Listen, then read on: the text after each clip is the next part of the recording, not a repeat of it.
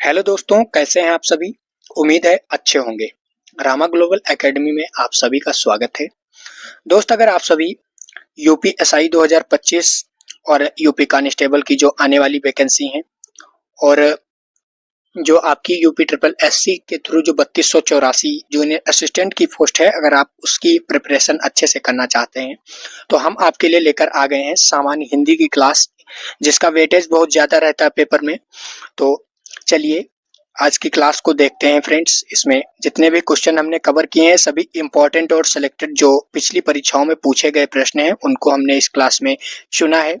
तो आप सभी वीडियो में ध्यानपूर्वक हर प्रश्न को देखते हुए चलिएगा। तो आज का पहला प्रश्न है दोस्तों, हिंदी में घोष व्यंजनों की संख्या कितनी होती है। तो आपका राइट आंसर है फ्रेंड्स, ये घोष व्यंजनों की जो संख्या होती है वो 20 होती है, यानी आपका राइट आंसर ऑप्शन बी है।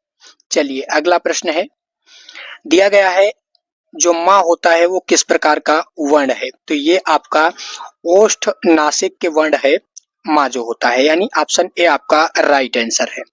चलिए अगला प्रश्न है आपका, दिया गया है हिंदी में कितने ऊष्म व्यंजन होते हैं। तो हिंदी में आपके दोस्तों 4 ऊष्म व्यंजन होते हैं, यानी ऑप्शन सी आपका राइट आंसर है। चलिए अगला प्रश्न है, दिया गया है हिंदी में नासिक के वर्ण कौन कौन से हैं। तो हिंदी में नासिक के जो वर्ण है फ्रेंड्स, ये आपके अंगा, इया, ड़ा, ना और मा, ये आपके 5 वर्ण होते हैं नासिक के वर्ण हिंदी वर्णमाला में, यानी ऑप्शन ए आपका राइट आंसर है। चलिए अगला प्रश्न है दोस्त, अगर आप सभी को क्लास अच्छी लगे, प्रश्न पसंद आए तो आप सभी वीडियो को लाइक और शेयर जरूर करिएगा। तो चलिए 5 नंबर प्रश्न देखते हैं कि हिंदी में कितने वर्गीय व्यंजन हैं। तो हिंदी में दोस्तों 25 वर्गीय व्यंजन होते हैं, यानी 5 वर्गीय वर्ण होते हैं, यानी ऑप्शन बी आप सभी का राइट आंसर है। चलिए अगला प्रश्न आपका है दोस्तों, दिया गया है ऋण जो होता है उसका उच्चारण स्थान क्या है। तो ऋण का जो उच्चारण स्थान है दोस्तों, ये आपका कंठ तालु होता है, यानी कंठ और तालु के बोलने से कंठ और तालु में जुबान का टकराना होता है, तब इसका उच्चारण होता है ऋण का, यानी ऑप्शन सी आपका राइट आंसर है। चलिए अगला प्रश्न देखते हैं, दिया गया है आप सभी का हिंदी में कितने अवर्गीय व्यंजन हैं। तो हिंदी में दोस्तों अवर्गीय जो व्यंजन होते हैं वो 8 होते हैं, यानी ऑप्शन ए आपका राइट आंसर। चलिए अगला प्रश्न है, दिया गया है स्वर और व्यंजन का मिश्रण किसे कहते हैं। तो स्वर और व्यंजन का मिश्रण जो होता है उसे अर्धस्वर कहते हैं, यानी ऑप्शन ए आपका राइट आंसर। चलिए अगला प्रश्न, अंग और आह को क्या कहा जाता है। अंग और आह जो स्वर होते हैं इनको क्या कहा जाता है। तो इनको दोस्तों अनुनासिक और विसर्ग और एक और नाम से जानते हैं जिसे अयोगवाह कहते हैं, इन अंग और आह को जो स्वर होते हैं, यानी ऑप्शन सी आपका राइट आंसर है। जो मूल स्वर होते हैं आपके वो होते हैं 11, जो कुल स्वर होते हैं अयोगवाह जो स्वर अंग और आह हैं ये जुड़कर आपके टोटल जो हो जाते हैं स्वर वो आपके 13 स्वर हो जाते हैं। चलिए अगला प्रश्न देखते हैं, अगला प्रश्न आपका दिया गया है हिंदी में कितने मूल स्वर हैं। तो हिंदी में दोस्तों मूल स्वर आपके 11 होते हैं, सॉरी आपके जो मूल स्वर हैं वो 11 होते हैं हिंदी में। चलिए अगला प्रश्न आपका दिया गया है फ्रेंड्स, स्वर कितने प्रकार के होते हैं। तो स्वर जो होते हैं दोस्तों ये आपके 2 प्रकार के होते हैं, यानी ऑप्शन ए आपका राइट आंसर। चलिए अगला प्रश्न है आपका, दिया गया है ह्रस्व स्वर के कौन से हैं। तो ह्रस्व स्वर जो होते हैं दोस्तों ये आपके अ, ई, उ जो होते हैं ये आपके ह्रस्व स्वर होते हैं, यानी छोटा आ, छोटी ई, छोटा उ जो होते हैं ये ह्रस्व स्वर होते हैं। चलिए अगला प्रश्न है आपका, दिया गया है दीर्घ स्वर कौन कौन से होते हैं, यानी कौन से होते हैं। तो दीर्घ स्वर जो होते हैं जिसमें देर तक आवाज निकलती है, तो आपका राइट आंसर है आ, ई, उ, यानी बड़ा आ, बड़ी ई, बड़ा उ, ये आपके दीर्घ स्वर होते हैं, यानी ऑप्शन ए आपका सही उत्तर है। चलिए अगला प्रश्न है दोस्तों, घबराना नहीं है, आप सभी को टॉप 100 क्वेश्चन इस क्लास में कवर किए गए हैं। तो आपका 14 नंबर क्वेश्चन है संयुक्त स्वर और जो है वो कौन से हैं। संयुक्त स्वर दोस्तों कौन से हैं। तो ये आपके संयुक्त स्वर ए, आए, ओ, आओ, ये 4 स्वर आपके संयुक्त स्वर हैं, यानी ऑप्शन ए आपका राइट आंसर है। चलिए अगला प्रश्न है, हिंदी में कितनी कितने मात्राएं होती हैं या कितनी मात्राएं होती हैं? तो हिंदी में दोस्तों 12 मात्राएं होती हैं, यानी ऑप्शन बी आपका राइट आंसर है। चलिए अगला क्वेश्चन आपका दिया गया है फ्रेंड्स, वर्णमाला की दो प्रमुख श्रेणियां कौन सी हैं? जो वर्णमाला की जो दो प्रमुख श्रेणियां हैं वो दोस्तों आपकी व्यंजन व स्वर व व्यंजन होती हैं, यानी वर्णमाला की दो श्रेणियां स्वर और व्यंजन है। अगला क्वेश्चन आपका दिया गया है, हिंदी लिपि कौन सी है? तो हिंदी जो लिपि है वो कौन सी है? तो ये दोस्तों आपकी हिंदी देवनागरी लिपि है, यानी ऑप्शन सी आपका राइट आंसर है। चलिए अगला क्वेश्चन है, दिया गया है, आ से आह तक के वर्णों का समूह क्या कहलाता है? आ से आह तक के वर्ण वर्णों का समूह क्या कहलाता है? तो ये आपका दोस्तों वर्णमाला कहलाता है, वर्णों तक का समूह आह और अंग आ और आह तक।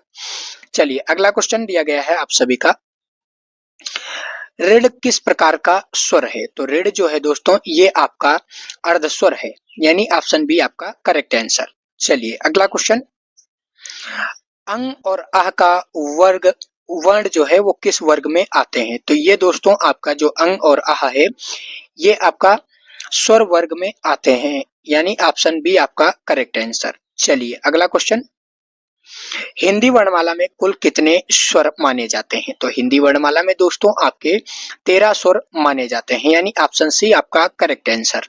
चलिए अगला क्वेश्चन आपका है, हिंदी वर्णमाला में कुल कितने व्यंजन होते हैं? तो हिंदी वर्णमाला में दोस्तों जो व्यंजन होते हैं कुल ये आपके 33 व्यंजन होते हैं, यानी आपका ऑप्शन ए करेक्ट आंसर है।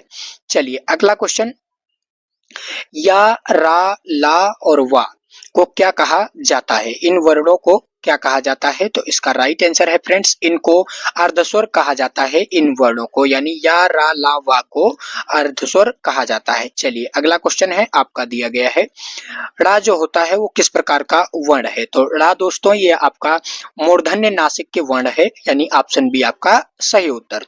चलिए अगला क्वेश्चन है, अंगा किस वर्ग का वर्ण है? जो अंगा होता है ये किस वर्ण का वर्ग है? तो ये आपका क वर्ग का वर्ण है अंगा, यानी ऑप्शन ए सही उत्तर। चलिए अगला क्वेश्चन है, हिंदी वर्णमाला का अंतिम व्यंजन कौन सा है? तो हिंदी वर्णमाला का जो अंतिम व्यंजन है दोस्तों ये आपका हा है, यानी ऑप्शन ए आपका करेक्ट आंसर। सही उत्तर ऑप्शन ए है। सा जो होता है वो किस स्थान से बोला जाता है? तो सा दोस्तों ये आपका तालु स्थान से बोला जाता है, यानी ऑप्शन ए आपका राइट आंसर है। चलिए अगला क्वेश्चन दिया गया है आपका, जो सा है वो किस स्थान से उच्चारित होता है? तो सा दोस्तों आपका मूर्धा स्थान से उच्चारित होता है, यानी ऑप्शन ए आपका सही उत्तर है।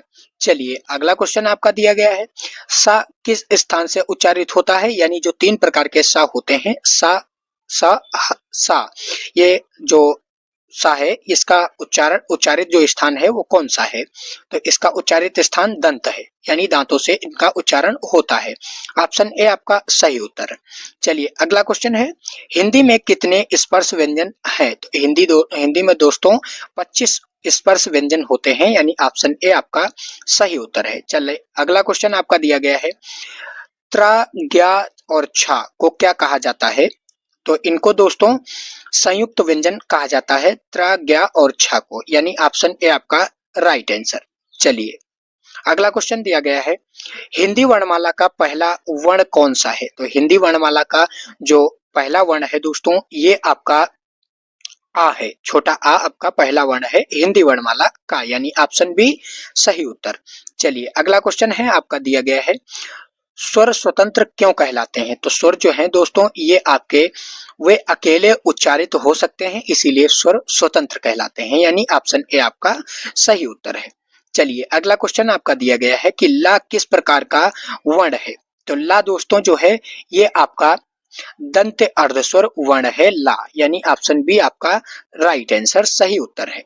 चलिए अगला क्वेश्चन है, रा जो है रावण किस स्थान से बोला जाता है? तो रावण जो है दोस्तों ये आपका मूर्धा स्थान से बोला जाता है, यानी ऑप्शन ए आपका सही उत्तर है। चलिए अगला क्वेश्चन दिया गया है कि वा जो है वो किस स्थान से बोला जाता है? तो वा दोस्तों किस स्थान से बोला जाता है? तो ये ओष्ठ दंत से, यानी ओष्ठों और दंत से ओष्ठ और दंत से बोला जाता है आ, यानी ऑप्शन ए आपका सही उत्तर है। चलिए अगला क्वेश्चन दिया गया है कि हिंदी में कितने अघोष व्यंजन होते हैं। तो हिंदी में दोस्तों जो अघोष व्यंजन होते हैं ये आपके 10 व्यंजन होते हैं अघोष, यानी ऑप्शन ए आपका सही उत्तर है। चलिए अगला क्वेश्चन दिया गया है दोस्तों, हिंदी वर्णमाला में कितने घोष व्यंजन होते हैं। तो हिंदी वर्णमाला में दोस्तों कितने घोष व्यंजन हैं, तो ये आपके 20 घोष व्यंजन होते हैं फ्रेंड्स हिंदी वर्णमाला में, यानी ऑप्शन सी आपका सही उत्तर है। चलिए अगला क्वेश्चन दिया गया है कि स्वर वर्णों के बाद कौन से वर्ण आते हैं। तो स्वर वर्णों के बाद दोस्तों व्यंजन वर्ण आते हैं, यानी ऑप्शन ए आपका सही उत्तर है। चलिए अगला क्वेश्चन आपका दिया गया है कि हिंदी वर्णमाला में कुल कितने वर्ण माने जाते हैं। तो हिंदी वर्णमाला में कुल आपके 52 वर्ण माने जाते हैं, यानी ऑप्शन बी आपका सही उत्तर है। चलिए अगला क्वेश्चन दिया गया है, हा का उच्चारण स्थान क्या है। तो हा का जो उच्चारण स्थान है दोस्तों ये आपका मूर्धा है, यानी ऑप्शन बी आपका सही उत्तर है।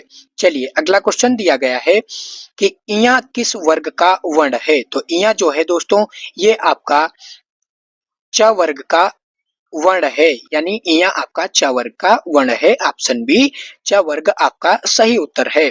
चलिए अगला क्वेश्चन देखते हैं, दिया गया है कि सा सा और हा किस प्रकार के व्यंजन हैं। तो ये आपके दोस्तों ऊष्म प्रकार के व्यंजन हैं, यानी ऑप्शन ए आपका सही उत्तर है। चलिए अगला क्वेश्चन आपका देखते हैं, 44 नंबर क्वेश्चन दिया गया है दोस्तों कि भा किस प्रकार का व्यंजन है। तो जो भा है दोस्तों ये आपका महाप्राण प्रकार का व्यंजन है, आपका भा व्यंजन, यानी ऑप्शन बी आपका सही उत्तर है। चलिए अगला क्वेश्चन देखते हैं, दिया गया है दोस्तों कि धा किस प्रकार का व्यंजन है। तो धा जो दोस्तों है ये आपका घोष महाप्राण का व्यंजन है, धा आपका घोष महाप्राण व्यंजन है, यानी ऑप्शन ए आपका राइट आंसर है। चलिए अगला क्वेश्चन है आपका दिया गया कि टा और ठा किस प्रकार के व्यंजन हैं। तो ये दोस्तों टा और ठा दोस्तों आपके मूर्धन्य प्रकार के व्यंजन है, यानी ऑप्शन बी आपका सही उत्तर है। चलिए अगला प्रश्न आपका दिया गया है कि का किस प्रकार का व्यंजन है। तो का जो दोस्तों है ये आपका कंठव्य व्यंजन है, यानी कंठ से बोले जाने वाला व्यंजन का व्यंजन है, यानी ऑप्शन ए आपका सही उत्तर दिया गया है। चलिए अगला क्वेश्चन आपका है दोस्तों, भाषा शब्द में कौन सी ध्वनि विशेषता प्रमुख है, यानी विशेष रूप से जो भाषा है उसमें कौन सी ध्वनि प्रमुख है। तो आपका सही उत्तर है दोस्तों महाप्राण जो ध्वनि है ये आपकी विशेष प्रमुख ध्वनि है भाषा में, यानी ऑप्शन भाषा शब्द में विशेष जो ध्वनि है वो आपकी महाप्राण है, यानी ऑप्शन सी आपका सही उत्तर है। चलिए अगला प्रश्न आपका दिया गया है कि हिंदी वर्णमाला में कुल कितने अर्धस्वर होते हैं।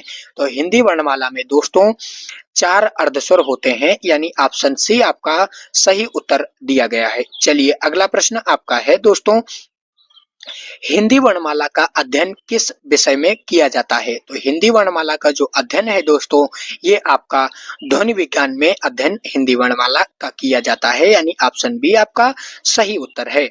चलिए अगला प्रश्न है,